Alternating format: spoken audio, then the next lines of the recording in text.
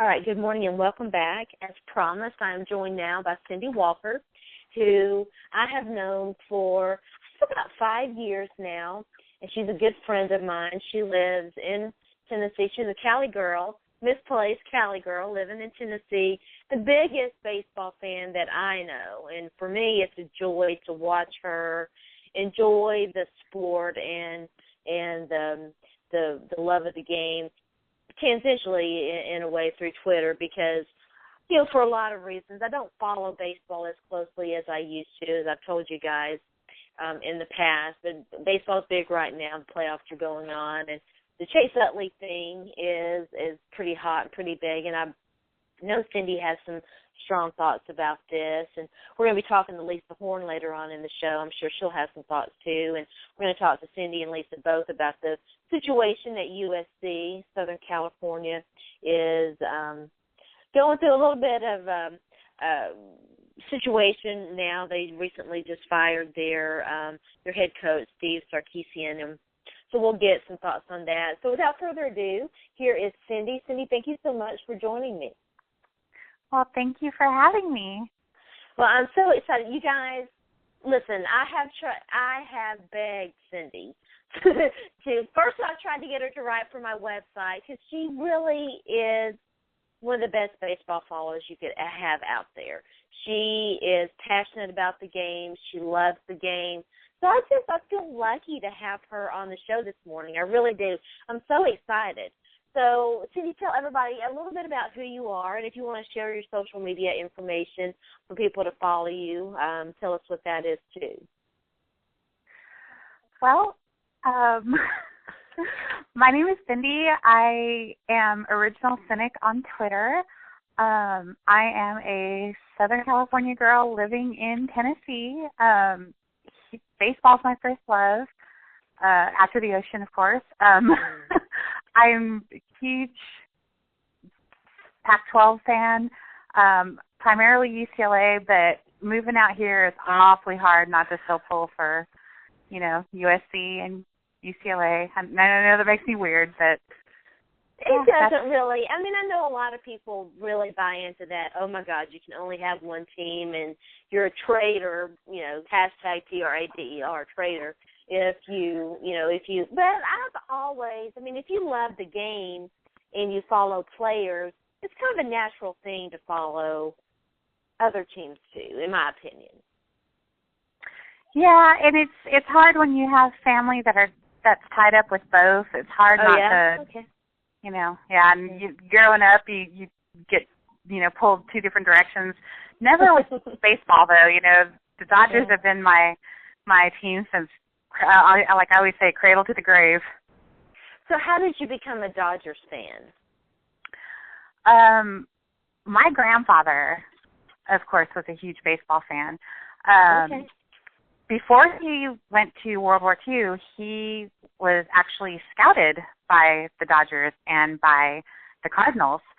Then, obviously, of course, the war happened. He went right out of high school, and that was that. But he never got over his love of the game. And I mean, my grandparents took me to Dodger games from the time I was a baby. And honestly, I grew up listening to Vin Scully on the radio with my grandpa, and it's more than it's a little bit more than just the baseball too. It's that connection with my grandfather, and it's just I totally understand that.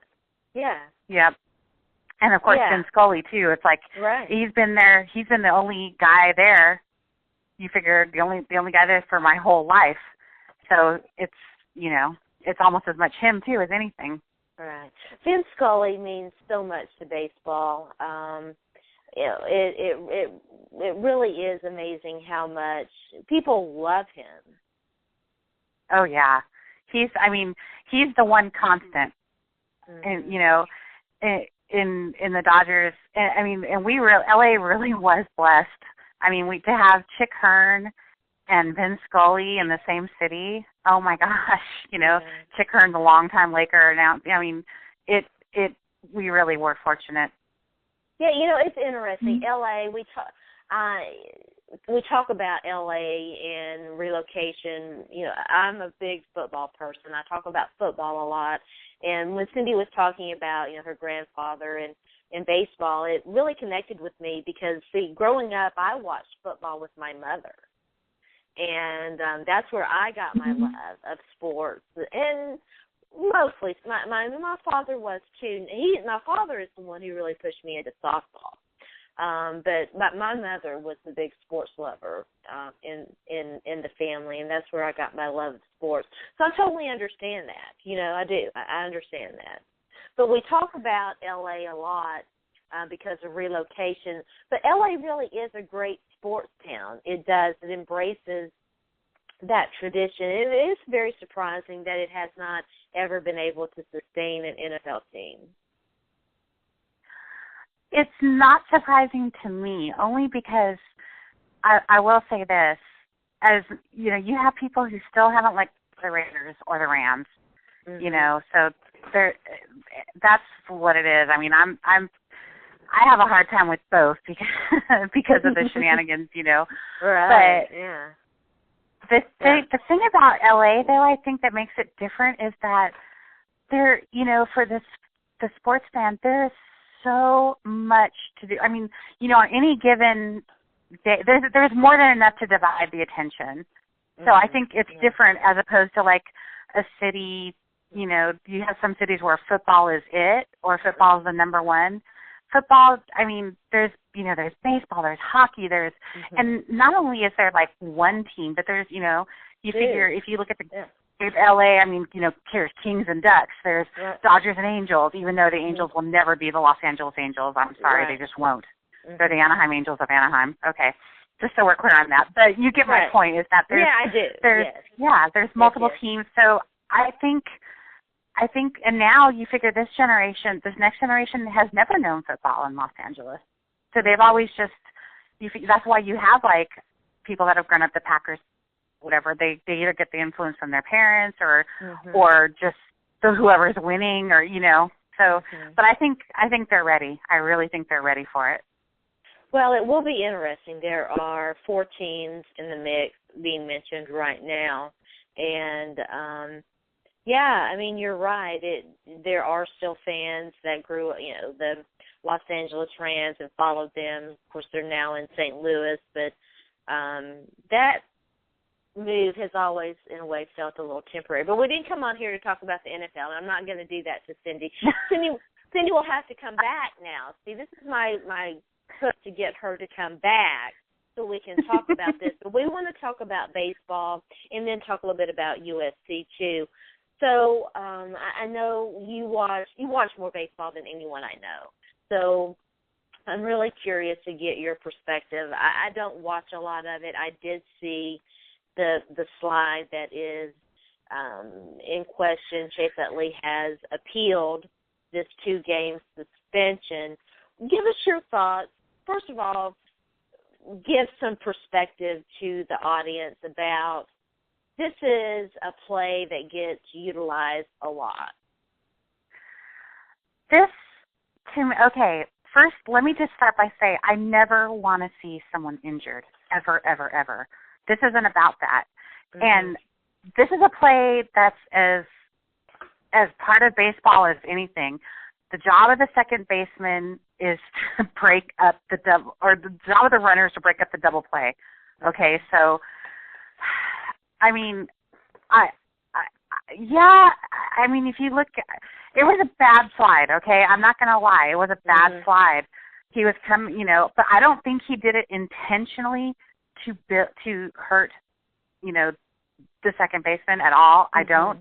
I think, and here's another thing. I think if you looked at it, when he was doing some kind of weird, I think he was trying to turn the double play. He was doing some kind of weird pirouette thing, planted that leg, had his back to Chase Utley, and this is in no way is it victim, you know, blaming or anything. I'm just saying that he left himself vulnerable, which was that's just not a good thing to do. Now, yeah, it's not a good thing to do, but the flips, I think the the flip side to that, the argument against that is that he was away from the bag too. And Chase Utley wasn't aiming for the bag; he was aiming for him. And so, what do you do? And that's why this is so bad, right? I mean, that is. Well, bad. I think people are thinking too much. Put it this way. If he had intended for that to be the way it came out, why would he? I mean, if you look at it, he took a hard knee. Chase Utley took a hard knee to the head, too. I mean, he could have very well concussed himself. You will not convince me that he went in with the intention of I think he just started that slide late. It was just a bad situation all around. Okay. And I will tell you this. Yeah, it was just a bad situation. And I will tell you this, regardless, it changed the momentum of the game, and they won. So I'm not going to sit here and lie and say I regret it. I definitely regret the guy. I mean, I don't know why in my moment of panic I'm forgetting his last. Oh, Tejada. It's Tejada. I really regret Tejada breaking his leg, but I'm happy the Dodgers won, and I'm not going to apologize for it. Yeah. Now, I think if he had not broken his leg, it wouldn't be nearly the issue. Oh, I agree. Yeah. And here's another thing too. This is what has me so incensed about it, is people quoting the rule and saying, and calling Chase Utley dirty, whatever. He's had a reputation for years as a hard player. This is not a surprise to anyone, okay? So, I mean, and here's the thing. If you read that rule and then watch the play, it was perfectly legal as the rule is written. If you're good, it might not have been 100%, to your satisfaction of clean. And I mean you as a fan in general, but the way the rule was written, he didn't violate anything. So for MLB to come in and suspend him is unprecedented. Yeah, no, I do agree with that. I agree with that. They are. I think they're making an example of him, and it's really making me pissed off because because there in 2012, if you look at, there was a playoff game between the Cardinals and Giants. Same exact play happened. It was Matt Holliday took out Marco Scudero, and it was bad. It was bad. I mean, it was just as bad. Took him out for the rest of the season. Where was all the screaming? Yeah. There wasn't any because you know what? It was, the Cardinals, best fans in baseball, blah, blah, blah, and we'll get on to that topic. I'll come back and get on that topic later. Okay. Oh, please. But when did that other one, when did that happen again? This was 2012, Cardinals-Giants playoff, NLDS, yeah. So, this is not an unprecedented play. This is not the first time a player has been injured as a result of this. I mean, look what happened. Look what happened with Buster Posey when they did the Buster Posey rule because of this. I think that's what MLB is going to do now. I think they're going to rewrite. They're going to be looking at the rules, and they're going to. And I think they need to. I think they need to redo the rules so that it's very specific and not subject to crap interpretation by umpires. I mean, it just needs to be very clear, and that's good. I welcome that. But I'm very angry that they've suspended Chase Utley. And not only that, when he first appealed, they countered him. They said, well, they initially offered him, and of course he didn't. He didn't know he's not going to take that. So then they got pissed and made it two. So they're trying. They're using him. They're making an example of him. They're acting like the NFL, right? Huh? They're acting kind of like the NFL, right? Yeah, I think so. Like selectively enforcing non-existent rules, which I have a huge issue with. So. Yeah, I think that is the issue. Do you think that everybody can agree that the rule does need to be clarified and amended? Oh, absolutely it does. I mean, you read it, look at the varying opinions of even just the players, and look at the varying opinions. I mean, the fans are not giving an account because they're not a lot, especially the Mets fans. They are not thinking clearly. And I mean, if it was reversed, I'm not sure I would either. But I certainly, I mean, obviously it needs to be clarified because it's very ambiguous. It's very subject to interpretation by the umps, and that's never a good idea. Yeah, right. Yeah, yeah. I think we can all agree on that. It does. His appeal has not been heard. It does look like he's probably going to be playing for the next couple of games. It hasn't even been scheduled, I don't think. So, you know, I mean, it is very NFL-like in that sense that it's all about optics, and MLB, you know, can say that they did the right thing, and now it's going through the appeal process and yada, yada, yada, yada, yada. So how do the rules, can you tell us how the rules, how do they get amended? What will be the process there? Well, I would imagine there'd be a great deal of discussion at the winter meetings. Okay. Yeah. As far as the actual appeals process and all that good stuff, that I'm not, you know, I'm really more of the other side of it, a fan. I'm okay. Yeah, so I and you know, I confess to being an emotional fan. You know, there's nothing wrong with that. Listen, you know, it's kind of weird. I enjoy having that perspective. I like to get that perspective because, and you get the other, you know, you like to get. I like to get all sides of it because listen, the games exist for the fans, and to me, baseball is the biggest sport that doesn't get that. It does seem like they're starting to get that more. At least the MLB is starting to get that more. But I think the sports writers, the longtime sports writers for Major League Baseball have not gotten that. They felt like the game was for them and not for the fans, and you know, they were the king of the what should happen. But the games are for the fans, and that's why sports leagues are really becoming more responsive to these kinds of issues. Absolutely, and to be honest, I think the advent of social media and you know, Twitter outrage, I think, because that's a society we live in. I honestly don't know if this. I don't know if this would have been as huge of a deal were it not for, you know, as the strong social media outrage, so to speak. So yeah, it's definitely coming back around again. I think you had that big issue. I mean, look at it this way: the sports writers are still the ones who vote for the Hall of Fame. Yeah, how ridiculous is that? I mean, So you're right in that that it's a lot of the old guard, so to speak, that are begrudgingly. I mean, look at Mike Scioscia. The guy can't even handle looking at stats. You know, he doesn't. It's too new school for him, and you know, I mean, and as a result, like sabermetrics, all that stuff. He doesn't like any of that stuff. And look he's a dying quail out there. So I don't know. Well, yeah, you know, we could talk about a certain local coach too who doesn't believe in stats, and that team's not winning very many games either. But we won't. So USC. Wow. You know, I feel so badly for Steve Sarkisian. It does sound like he's got an issue that needs to be addressed. But in my opinion, this should never have been dragged through the press like it was.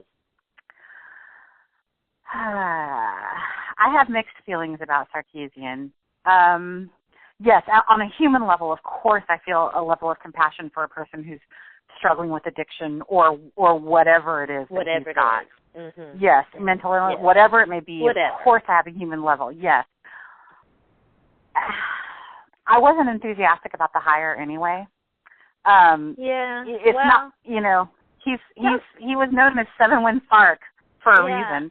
Well, you know, that's one of the reasons why I wanted to ask you about this, because it really goes back even further to Pete Carroll leaving under the cloud of all the what ultimately turned out to be the NCAA coming down on USC, and then the Lane Kiffin hire, you know, which got, you know, all tangled up in Tennessee, you know, with the Tennessee football program. I mean, that, to me, it all goes back to that, and they're still reeling from all of that. Are you sure you want me to go into? Sure. Okay, because here's the thing. To this day, I'm still incensed about the whole. The NCAA did a 4-year investigation into the quote unquote Reggie Bush scandal, and all they found was, his parents, nothing. nothing. And you look at all the documentation coming out now, they went after USC with an unprecedented sense of vengeance. I mean, it was pretty crazy. In a lot of ways, it was almost as bad as the SMU thing. Almost. I mean, it was pretty bad. So I still harbor a lot of ill will towards that. But I think Pat Hayden, I firmly believe this, was not necessarily hired to be the AD. That's the title they gave him. But the fact is that he's known as a ramrod straight ethics guy. He's a lawyer. He's got deep Trojan ties. He loved the school. They brought him in to clean it up. I think they brought him in as a compliance man, and at the same time, let's be the AD too. This is just my opinion. So in that regard, great.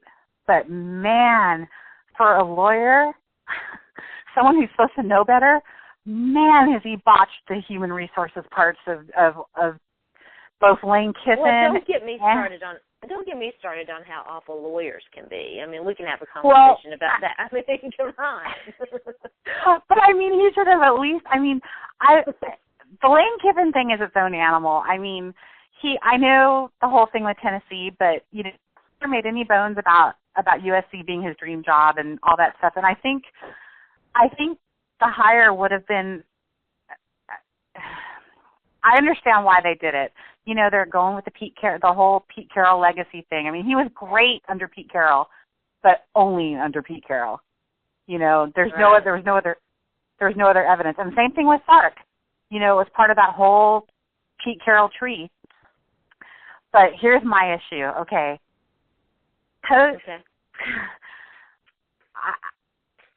They didn't go with Coach Orgeron because that when he was the interim, he of course lost to Notre Dame, lost to UCLA, and for USC, those are the two. I mean, those are the unforgivable curses, so to speak.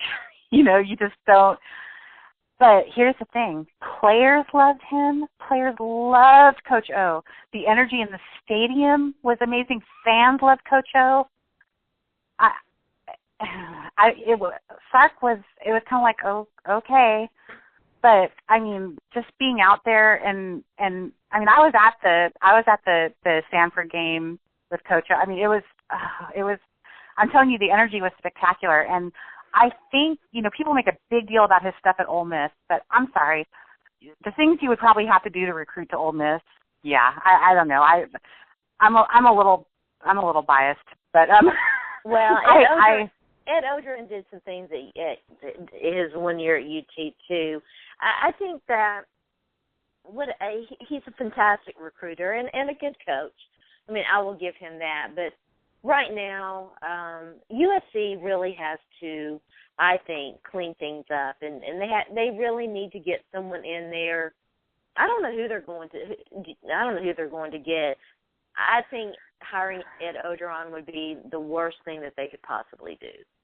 They're not going to. He's not going to come back. I think he was a little too hurt over that. And I really do say hurt because he's very emotionally tied to that school, and for good reason. And they love him there. And I mean, but I don't think they're going to I just don't ever think that Pat Hayden he was his guy. You know what I mean?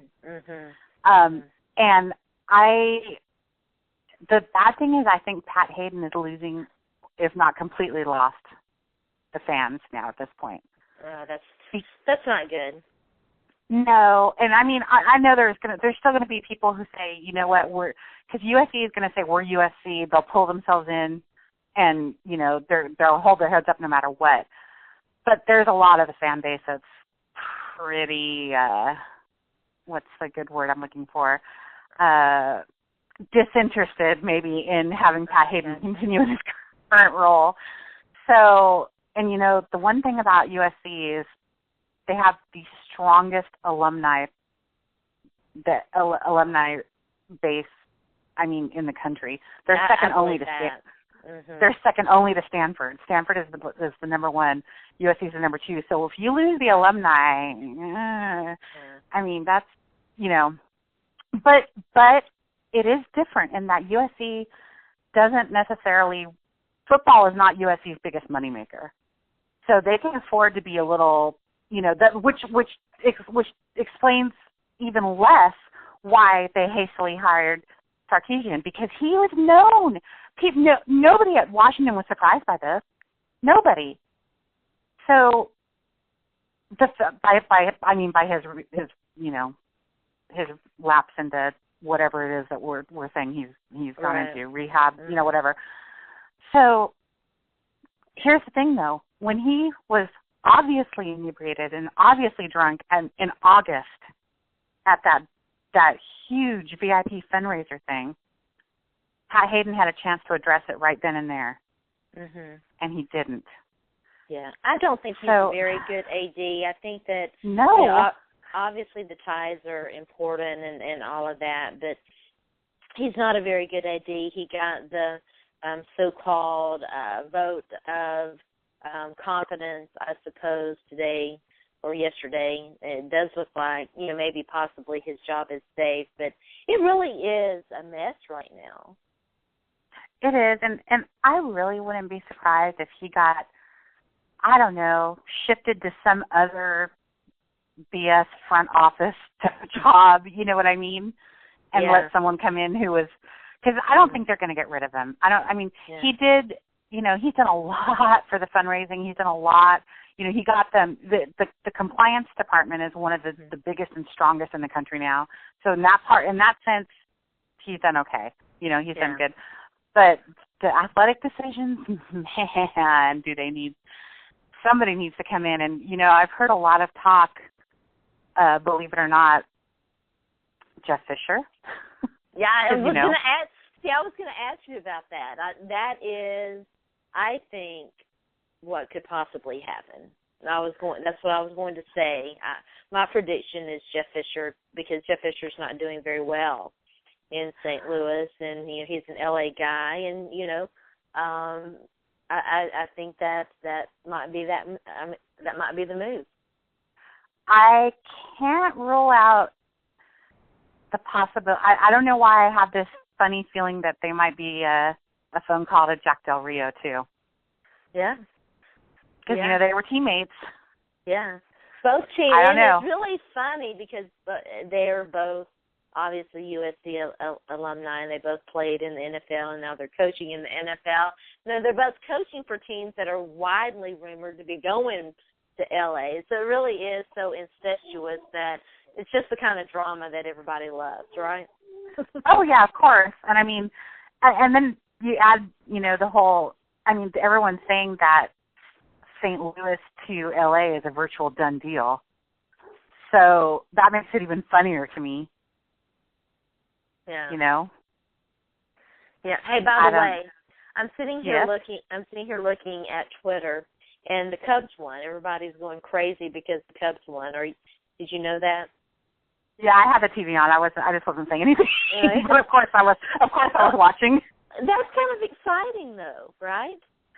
It's hugely exciting. First, because suck it, Cards. Sorry, not sorry. I'm so happy. If the Dodgers don't make it, I would be so happy to see the Cards win. I would be right there. I'm sure you remember the commercial with, showed the Cubs winning the series on the I think it was the Xbox. I don't know, whatever game. I'm not a gamer, but whatever gaming system it was. And it showed the guy crying and like, oh, that would be me. I would be a crying, sobbing mess if the Cubs win. So funny. Yeah, it is. It's very exciting. Exciting times right now in baseball, and so I'm going to let you get back to it. I know that you've got other things to do, and I promised you only about. Whoops, we had a little the peanut gallery had to weigh in there. I only promised you about 20 minutes. We ended up going a little bit over 30. So, Cyndi, thank you so much again for joining me. Tell everybody out there where they can find you in Twitter sphere. I might regret this later after my Suck It Cards comment, but my Twitter handle is Original Cynic, and you can find me on Twitter. God knows I'm never off of it. Yeah. That's why that's only one of the reasons why I love you. Love you too. Thank you. Oh, and I'd be remiss if I didn't say Suck It Cards, Suck It Giants. You're both home losers. You heard it here. Okay, I'm done. All right, we're going to take a quick break. When we come back, we're recording this, obviously, on Tuesday night, so I'm not sure who we'll have next. Stay tuned in. You'll find out. Okay. Bye. Thanks.